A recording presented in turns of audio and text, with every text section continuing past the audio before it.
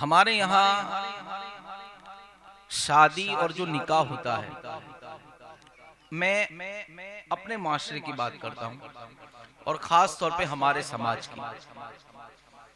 तो एक सोच ऐसी होती है कि भाई निकाह है, बच्चा बड़ा हो गया, बच्ची बड़ी हो गई, रस्म है, नहीं करेंगे तो लोग क्या कहेंगे, फलां का खाना खाया था तो हमें खिलाना पड़ेगा, फलां को कवर दिया था तो अब हमें कवर लेना पड़ेगा, इसलिए हमें शादी करनी है। आम तौर पर औरतों की, मर्दों की और जिनके निकाह होते हैं उनकी यही जो है नियत होती है। निकाह को हमने रस्म समझा है। शादी, निकाह इसको हम इसलिए करते हैं कि सब करते हैं तो हमें भी करना है, हमें लोगों को क्या जवाब देंगे, हमें लोगों के साथ ताल्लुक बढ़ाकर जिनका खाना पीना खाया था हमें खिलाना पड़ेगा। ये हमारे मुआशरे की सोच है कि निकाह इसलिए करें कि हमने दूसरों का खाया, हमें खिलाना पड़ेगा। निकाह हम इसलिए करें कि लड़की जवान बैठी है, लोग क्या कहेंगे कि अभी तक तेरी बच्ची की शादी नहीं हुई। निकाह हम इसलिए करते हैं कि जवान इतना बड़ा हो गया, 30 साल का, 28 साल का, लोग क्या कहेंगे कि तूने अपने बच्चे की शादी नहीं की। ये हमारी सोच होती है। आइए हम इस्लाम की सोच बताते हैं। शरीयत क्या कहती है, हुजूर का फरमान क्या है। जितने भी मजहब है, ईसाइयत ले ले, यहूदो ले ले, नसारा ले ले, मुशरिकीन ले ले, दुनिया के अंदर जितने मजहब है, उनके मजहब के अंदर जो उनका पादरी हो, जो उनका गुरु हो, कोई उनकी कौम का रहनुमा हो, वो जितना शादी से परहेज करे वो उनके लिए इतना मुअज्जज होता है। अगर कोई आदमी जंगल चला गया, वो ऐसा हो गया कि किसी से कोई ताल्लुक नहीं है, साधु बन गया, तो ये साधु बनना, जंगलों के अंदर अकेले तन्हाई में रहना उनके लिए मुअज्जज कहलाता है। ईसाई मजहब के अंदर अगर उनका पॉप ईसाई मजहब का मानने वाला चर्च के अंदर अपने तौर पे लोगों की इबादत कराए, शादी न करे, औरतों से परहेज करे, तो वो उनके लिए मुअज्जज कहलाता है। जितने भी मजहब है कि जितना आदमी औरत से दूर रहे वहां मुअज्जज कहलाता है। शादी नहीं की, ये आदमी तो तन्हा चला गया, वो जो है अपने माबूद को तलाश करने के लिए जंगलों का सफर कर रहा है। ये उनकी मजहबों की सोच है। लेकिन इस्लाम की खूबसूरत सोच क्या है। जंगल में रहने वाले को वो फजीलत नहीं मिलती जो निकाह करके औरत के हक अदा करने को अल्लाह अता फरमाता है। जितने भी पादरी हो, यहूदी हो, नसरानी हो, जितने भी मजहब में मानने वाले हो, अगर वो अपने मजहब के अंदर, अपने कौम के अंदर औरतों से दूरी इख्तियार करे, वो निकाह ना करे, शादी ना करे, जंगलों के अंदर, चर्चों के अंदर अपने तौर पे इबादत गुजारी करे, अपने तौर पर लोगों को अपने मजहब के मुताबिक, अपने मजहब के मालूमात के मुताबिक वो उसके सांचे में ढालने की कोशिश करे, तो उतना मुअज्जज होता है। लेकिन इस्लाम पे कुर्बान जाइए, अगर एक आदमी जंगल में चला जाए और एक आदमी निकाह करके अपने घर में रहे, बच्चों की परवरिश करे, औरत के हक अदा करे, माँ बाप के हुकूक अदा करे, बच्चे की अच्छी तालीम और तरबियत करे, उसको पाल पोष के बड़ा करे, वो अफजल होता है जंगल में इबादत करने वाले से। और अल्लाह के वो वली जिन्होंने गोशा नशीन इख्तियार की, अल्लाह के वो बंदे, अल्लाह के वो वली जिन्होंने जंगल का रास्ता इख्तियार किया, रब की तलाश में, रब की मारिफत में, रब के कुर्ब के अंदर, वो भी मुअज्जज है इसलिए कि वो अल्लाह की इबादत के लिए घर छोड़ा था, उन्होंने रब के कुर्ब के लिए घर छोड़ा था, उन्होंने जो है अपनी इबादत और रियाजत के लिए घर छोड़ा था, वो भी फजीलत रखते हैं। लेकिन अल्लाह का वो वली जो बगदाद में रहकर निकाह करे, औरतों से जो है निकाह करे, बच्चे पैदा हो, उनकी परवरिश करे, जंगल की इबादत करने वाले से बेहतर वो वली है जो शहर में रहकर निकाह करता है। कितनी फजीलतें निकाह की।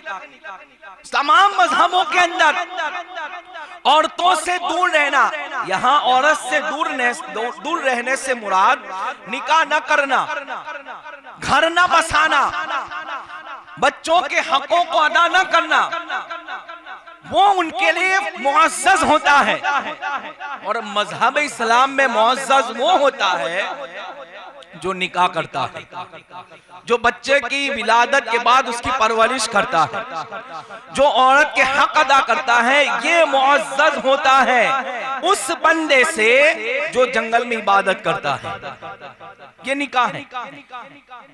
और आप देखें हुजूर अलैहिस्सलाम की हदीस पाक में फजाइल, बशारतें, नेकियों की कसरत की बात कि अगर कोई आदमी ये करे तो इतनी नेकियां, अगर कोई ये अमल करे तो ये बशारत, अगर कोई ये अमल करे तो उसको ये फजीलत, ये है।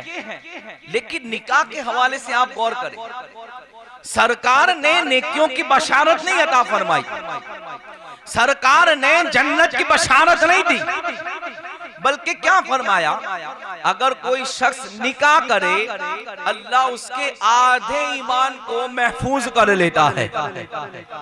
ईमान की हिफाजत की जमानत निकाह के जरिए होती है, ईमान महफूज निकाह के जरिए होता है। और जितने आमाल हैं, नमाज है, रोजा है, हज है, ज़कात है, हुस्न अखलाक है, सिला रहमी है, आपस में मोहब्बत है, उसके लिए नेकियों की बशारतें हैं, फला नेकी फला नेकी। लेकिन निकाह के हवाले से सरकार ने यह फरमाया कि निकाह करो तुम्हारा आधा ईमान महफूज हो जाएगा। किसी अमल पे यह बशारत नहीं है, ईमान की निस्ब तकमील की बात की गई, ईमान की हिफाजत की बात की गई। तो ये कहा गया कि निकाह करोगे तो ईमान महफूज रहेगा। नमाज के हवाले से नहीं कहा और इबादत के हवाले से नहीं कहा, निकाह के हवाले से ये कहा कि अगर कोई शख्स निकाह करे तो उसका आधा ईमान महफूज हो जाता है। कहो सुभान अल्लाह। ये और दूसरे मजहबों को देखे, दूर इख्तियार करने की बात, गोशा नशीनी की बात, जबकि इस्लाम में भी गोशा नशीनी है, लेकिन मुअज़्ज़ज़ और फजीलत उसको दी गई जो निकाह भी करे, रब के भी हक अदा करे, औरत के भी हक अदा करे, बच्चों के भी हक अदा करे, उसको फजीलत दी गई। इसलिए हमारा मजहब वो प्यारा मजहब है। दूसरे मजहबों को देखे तो खाली इबादत पे उन्होंने अजर का मामला रखा है अपने तौर पे। जितने भी मजहब है, तवज्जो चाहता हूँ, ये बात आपको समझ में आएगी कि हमारा मजहब कितना प्यारा है और उसकी जितनी तालीमात है, उसके जितने भी रास्ते हैं, वो रास्ते भटकने वाले नहीं हैं, हिदायत के रास्ते हैं। वो रास्तों पे कांटे नहीं हैं, बल्कि फूल बिछे हुए हैं। ये हमारा मजहब है। दूसरे मजहबों के अंदर इबादत के ऊपर अजर का मामला रखा है। मजहब इस्लाम के अंदर तो मुसाफा करो तो भी अजर, किसी को देखकर मुस्कुराओ तो सदके का सवाब, औरत के साथ हुस्ने सुलूक करो तो भी अजर, उसको खुश करने के लिए शरीयत ने झूठ बोलने की भी इजाजत अता फरमाई।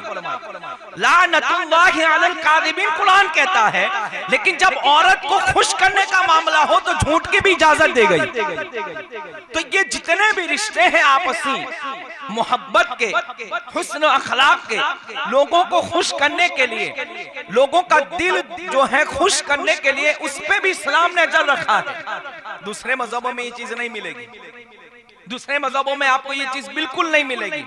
बल्कि मेराज के हवाले से, जो कि चूंकि अभी चंद दिनों पहले मेराज की रात गई, सरकार अलैहिस्सलातु तस्लीम ने,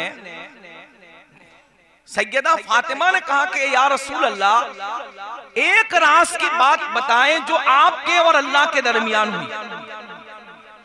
तो वो राज की बात में मफहूम अर्ज कर रहा हूं, सरकार फरमाते हैं लोगों का दिल खुश किया करो। ये अब ये सोचे कि लामका और सिदरा और अर्श से परे गए, काबा कौसैन का मामला हुआ, वहां गए जहां किसी की कोई रसाई नहीं, जिब्रील भी कहे कि आका अब मैं आगे नहीं आ सकता, जहां जिब्राइल अमीन की जो है हदें खत्म होती हैं, वहां मुस्तफा की शान का आगाज होता है। जहां जिब्राइल अमीन के पर थकते हैं, वहां से शान रिसालत का आगाज होता है। इतनी ऊंची बुलंदियों पे गए, कुर्बे खास में गए, लेकिन वहां जो गुफ्तगू हुई उसमें से एक क्या बात है, लोगों का दिल खुश करना। इतनी बड़ी बात, वो भी खुदा ने अपने महबूब को कुर्ब में बुलाकर अता फरमाई। तो ये हमारा मजहब की खूबसूरती है कि लोगों का दिल खुश करना भी नेकी, औरत के हक अदा करना भी नेकी, जबकि दूसरे मजहब में ये चीज नहीं मिलेगी आपको। लोगों के अंदर क्या है कि खाली उनमें इबादत करो तो तुमने अच्छा काम किया, बाकी कोई मामला नहीं है। जबकि मजहब इस्लाम में ये है, अरे हद तो ये है कि अगर कोई शख्स निकाह करने के बाद बच्चे पैदा हो और हलाल रोजी खिलाए, हलाल रोजी सुबह से लेकर शाम तक धूप ना देखे ना बारिश देखे, पसीने में सराबोर होकर अपनी बीवी और अपने बच्चे के लिए माल कमाए।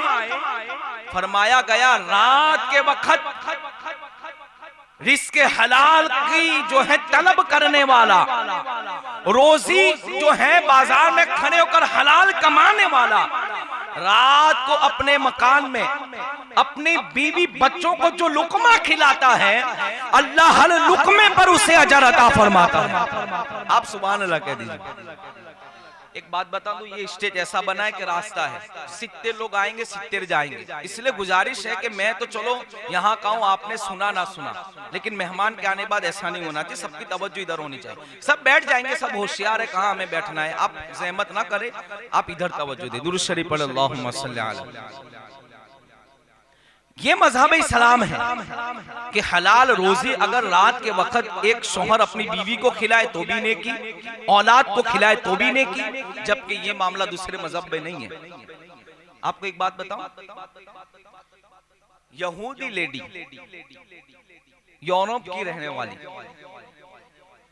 उसने इस्लाम कबूल किया और इस्लाम कबूल करने का वो रीजन बताती है।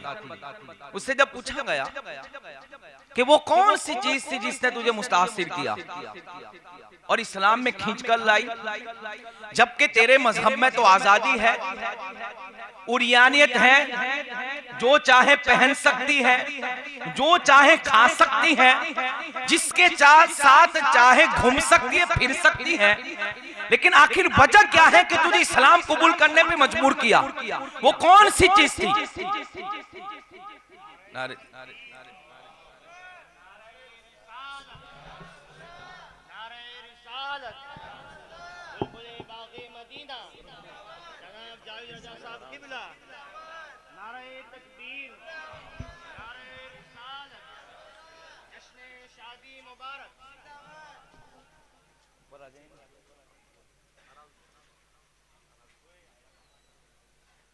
आप लोग बैठ जाएं, जो इधर उधर है वो भी बैठ जाएं। बस 5 मिनट, उसके बाद इंशाल्लाह।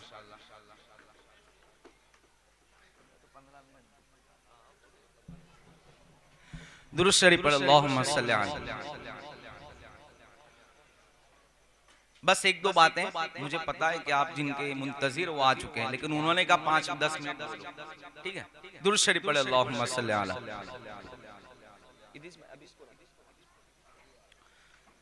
वो यहूदी जो लेडीज थी, उससे लोगों ने पूछा कि आखिर वो कौन सी चीज थी जिसने तुझे इस्लाम के तरफ माइल किया और तूने मजहब को कबूल किया, जबकि तेरे मजहब में उलियानियत है, जो चाहे पहनो खाओ पियो, जिसके साथ चाहे घूमो, कोई पाबंदी नहीं, इंसानी निजाम, जबकि तेरे अंदर कोई चीज तुम्हारे मजहब में है ही नहीं कि तुम्हें किस चीज को फॉलो करना है, किस चीज को छोड़ना है।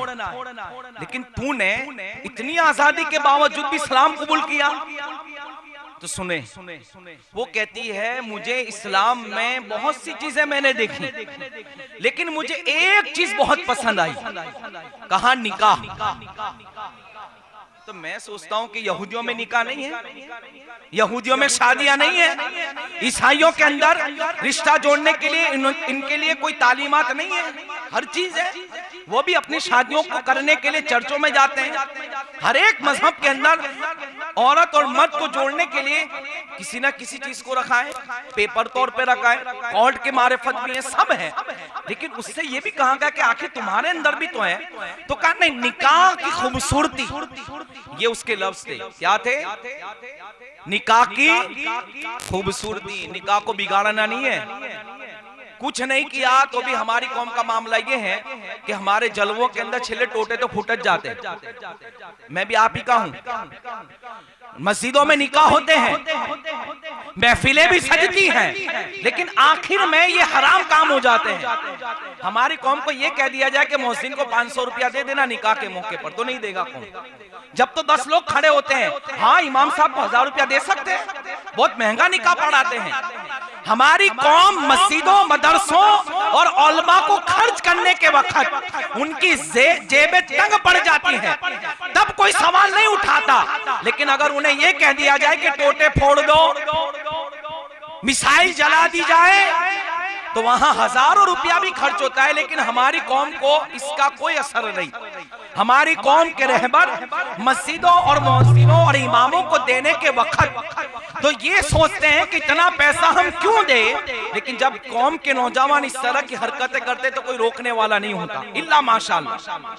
वो यहूदी औरत कहती है, मुझे इस्लाम कबूल करने के लिए, मैंने जो इस्लाम कबूल किया, जिस चीज ने मुझे मुतासिर किया वो निकाह है, निकाह। और वो कहती है निकाह की खूबसूरती है। तो कहा वो कैसे? तो कहा कितनी प्यारी चीज है, खुदा के घर में हो तुम्हारा, यानी जैसे हम आलिम लगते हैं, उनके अंदर पौंप होते हैं, वो आलिम साहब आए निकाह पढ़ाए, कोई खर्चा नहीं, इसलिए कि मेहर ही है ना। ये तो बाद में हम जो करते हैं वो हमारे तौर पे करते हैं, इस्लाम ने कहीं नहीं कहा। और एक चीज बता दूं, चूंकि हमारा ही माशरा है और हमारी लोग हैं, तो जो मैं भी माहौल में हूँ, मैं भी आपके अंदर रहता हूँ, तो मुझे एक बात ये भी पता है कि एक आदमी ने मेहमानी करी, खुल के बता रहा हूँ, आपको दावत दी, आपके घर जब शादी आई, आपके पास इतना नहीं है कि आप उसको भी दावत दे सके, तो लोग क्या कहते हैं, खा के भी नहीं खिलाता। उसने थोड़ी कहा था कि तू मुझे दावत दे शादी पे, उसके पास जितनी रकम है उतना खिला रहा है। हमें कोई हक नहीं पहुंचता कि हम उस पर उंगली उठाए।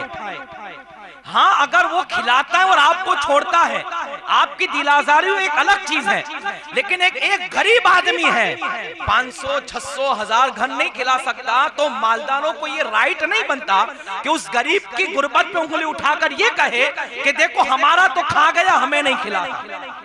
ये हमारे माशरे के अंदर ये चीजें, ये हमें खत्म करनी होगी। गरीब बाप अपनी बच्ची को जहेज में इतनी रकम नहीं देता, तो मालदारों को ये हक नहीं है कि ये कहे कि मैंने तो अपनी बेटी को एसी दिया, फ्रिज दिया, वॉशिंग मशीन दिया और ये तो कुछ भी नहीं दे रहा है। ये चीजें तो इस्लाम में है ही नहीं, वो तूने दी है अपनी बेटी की खुशी के लिए।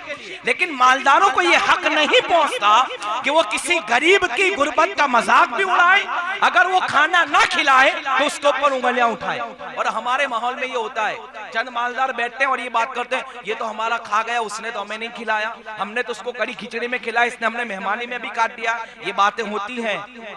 आपने इसलिए उसे खिलाया था कि वो आगे चल के अपनी शादियों में मुझे दावत दे, आपने अपने बच्चे की खुशी के लिए खिलाया था। इसलिए हमें कोई हक नहीं बनता कि हम शादी के मौके पर, निकाह जैसी सुन्नत के मौके पर लोगों के दिलों को दुखाएं। और ये हमारे होता है। वो यहूदी लेडी ये चीज देखती ना तो इस्लाम भी कबूल ना करती। अगर हमारे माशरे के खुराफात और लोगों पे जुल्म और जबर देख लेती तो मैं समझता हूं वो कोसों दूर हो जाती। लेकिन चूंकि उसने ऐसा माहौल नहीं देखा, उसने इतना देखा कि 3 बार पूछ लिया, जो मेहर है दे दी, कबूल कर लिया, निकाह में आ गए, अब छोड़ना है। इसलिए कि मजहब इस्लाम के अलावा जितने भी मजहब हैं, बीवी को छोड़ने के लिए कोई कानून नहीं बना है। वो झूलती रहती है, ना खुद शादी करता है, ना वो उसकी जो बीवी है उसको कहाँ किसी और जगह शादी करने देता है। लेकिन वो कहती है तुम्हारे मजहब में कितना प्यारा मामला है कि अगर औरत नहीं रहना चाहती उसके शौहर के साथ तो वो मुफ्ती के पास आके खुला का नोटिस दे। अगर शौहर नहीं चाहता बीवी को अपने साथ रखना तो 3 तलाक जैसा मामला रखा कि पहले महीने में 1 तलाक, दूसरे मासिक में दूसरी और तीसरी तलाक। वो ये वक्त दिया गया कि औरत अगर सही हो जाए तो शौहर उसको रख ले। ये तलाक का मामला और ये निकाह के मामले को देखकर ये यहूदी औरत कहती है मैंने इस्लाम को कबूल फरमाया। एक आखिरी हदीस, निकाह की चूंकि महफिल है और इसकी बरकत कितनी है। मैंने पहले ही शुरू में कह दिया कि हमारे यहाँ क्या सोचते हैं, बच्चा जवान हो गया, बच्ची जवान हो गई, शादी करो, रस्म है। मन अहब्ब सुन्नती फक़द अहब्बनी वमन अहब्बनी कान माइया फिल जन्नह। हुजूर फरमाते हैं जिसने मुझ सुन्नत से मोहब्बत की उसने मुझसे मोहब्बत की, और जिसने मुझसे मोहब्बत की जन्नत में मेरे साथ होगा। मन तमस्सक बिसुन्नती इंद फसादी उम्मती फलहु अजरु मियत शहीद। सरकार फरमाते जिसने पूर्व फितन दौर के अंदर, फसाद के दौर के अंदर सुन्नत का लोग जब कोई सुन्नत को तर्क कर रहे हो, ऐसे मौके पर अगर किसी ने सुन्नत को जिंदा किया अल्लाह उसको 100 शहीदों का सवाब अता फरमाता है। इसलिए निकाह करो तो नियत ये कर लो कि सुन्नत है, 100 शहीदों का सवाब मिलेगा। निकाह करो इस नियत से कि सुन्नत है, कुर्बे मुस्तफा मिलेगा। हजरत अब्दुल्लाह इब्ने मसूद फरमाते हैं निकाह इतनी प्यारी चीज है कि अगर मैं बिस्तर अलालत पर हूं और यकीन हो कि कल मैं मर जाऊंगा, ये अब्दुल्लाह इब्ने मसूद का कौल है। कौन अब्दुल्लाह इब्ने मसूद? जिन्होंने 6 नंबर पे इस्लाम कबूल किया। वस्साबिकूनल अव्वलून मिनल मुहाजिरीन की फहरिस्त में आते हैं, सबकत करने वाले मुसलमानों में जिनका नाम है, जिन्होंने पूरी जिंदगी सरकार अलैहिस्सलाम की खिदमत में गुजार दी। और ये वो सहाबी रसूल के जब कूफा के अंदर आप तशरीफ ले गए फारूक आजम रज़ी अल्लाह तआला अन्हु के कहने पर, और ऐसी दीन की खिदमत की कि जब मौला अली करमल्लाहु तआला वजहुल करीम की खिलाफत का दौर आया, उस वक्त जब मौला अली मदीना से कूफा तशरीफ लाए तो अब्दुल्लाह इब्ने मसूद के 40,000 स्टूडेंट थे, 40,000 शागिर्द, इनको लेकर आपने मौला अली का इस्तिकबाल फरमाया था। ये अब्दुल्लाह इब्ने मसूद फरमाते अगर मुझे पता चल जाए कि मैं मरने वाला हूं, कल मैं इंतकाल कर जाऊंगा, तो मेरा आखिरी अमल ये हो कि अगर मैंने शादी ना की हो, तवज्जो, तो मैं निकाह करके अल्लाह से मिलना पसंद करता हूं। ये निकाह है। एक दिन की जिंदगी हो तो भी मैं इस तरह मरूं कि मैं निकाह करके मरूं कि जब मैं मेरे रब से मुलाकात करूं तो मैं शादीशुदा हूं। ये निकाह है, ये इसकी बरकतें हैं, लेकिन हमें उसको सही तौर पे करना है और ये रिवाज को खत्म करने हैं। ये जलवे के टाइम पे नौजवानों खास याद रखे, कभी ऐसा भी होता है कि दूल्हा नहीं कहता लेकिन दोस्त कहते हैं कि ना चलिए अब टोटे थोड़े बहुत फोड़ ले। पूरी शादी आपने कोई खुराफात नहीं किए, बच के की, लेकिन आखिरी वक्त आप जब ये काम करते हैं इन्नल मुबद्दिलीन कानू इख्वान शयातीन, फरमाया फजूल खर्ची करने वाला शैतान का भाई होता है। इसलिए इन चीजों से हमें परहेज करना है। अब आइए हम जिनके मुंतजिर थे, मैं जनाब जावेद रजा साहब